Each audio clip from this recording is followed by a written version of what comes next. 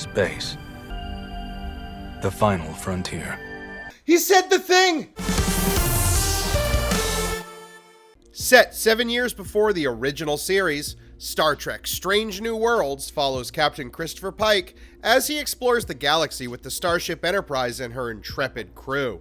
They debate moral philosophy, fight alien monsters, and take part in a ship-wide Ren Fair. This was the original idea that Gene Roddenberry pitched back in the early 1960s. A full pilot was even filmed with Captain Pike played by Jeffrey Hunter, Majel Barrett as First Officer No. 1, and the late Leonard Nimoy as Spock. This version was tweaked and retweaked into the original series we know and love today, but that meant Pike and his crew were left firmly unexplored. But now, they're back, with a shiny new set, a new cast of incredible actors, and their very own Pike-flavored opening monologue. And I'm not mincing words when I say that this return to the old concept makes for the best live-action Star Trek television show, possibly since Deep Space Nine. Well, so far anyway. Let's be honest here, Picard isn't that great. Discovery has some amazing things in it, but it's also got some infuriating garbage that makes me really mad. The recent live-action Star Trek shows have been bumming me out and letting me down, which is just not what I want from my utopian sci-fi world. It's like the series finale of Enterprise all over again,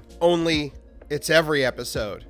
And while Lower Decks is incredible, that's an animated show that was made by someone who clearly watched all of Star Trek. And I mean all of Star Trek, before sitting down to write their goop jokes. I'm so happy that there's finally a live action show that's living up to the potential of the franchise. From the sets that are a careful blend of futuristic and 1960s inspired technology, to the top-notch casting and the elevation of characters. Hell, it even weaves itself into the existing canon with a level of respect that doesn't ruin anything, so far. I've been doing research on human sex. What? But if I'm really gonna get into it, I need to show my work and talk about some spoilers.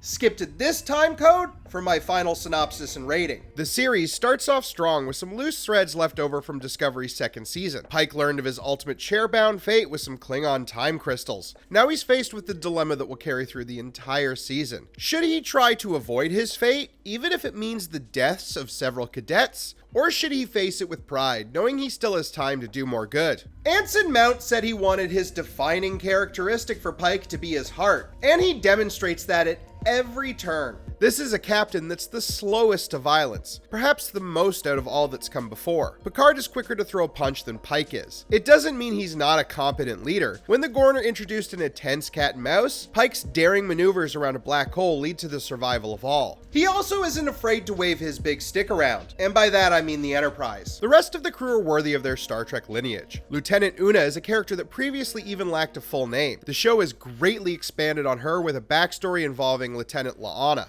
As a senior officer, I don't get to be part of the crew anymore. Oh no, that's not because you're a senior officer. It's because you terrify people. The third episode reveals that Una is actually part of the Illyrian race, a group that practices genetic modification. As a result, she is in Starfleet illegally, a turn that will lead to the season's cliffhanger. This is as far into the season as I want to get into in this review, but maybe an episode-by-episode breakdown is in my future. Overall, the season has been a refreshing return to the kind of fun and adventure that Star Trek has been known for. Picard and Discovery have been so concerned with telling these overarching plots that they've lost what made Trek so grand in the first place. I think there's a real craving amongst general audiences for a return to episodic-driven television, and Strange New Worlds certainly delivers on that. I do not like hijinks. In that we are in agreement. But it appears that hijinks are the most logical course of action.